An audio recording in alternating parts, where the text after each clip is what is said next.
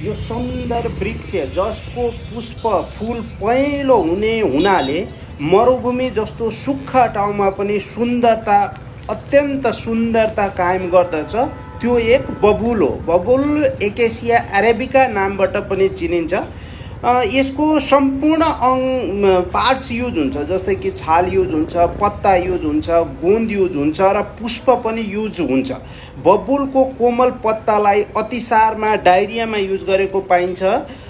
त्यस्तै दन्तमञ्जनको जति पनि हर्बल दन्तमञ्जन पेस्ट भन्छन् हैन, दन्तमञ्जन चूर्ण भन्छन्, त्यसमा बबुलको छालको प्रयोग गरेको पाइन्छ। त्यस्तै बबुलको बोक्रालाई नै मुखमा घाउ आएको छ भने, छाला निस्केको छ भने कुल्ला गर्नको लागि प्रयोग गरिन्छ।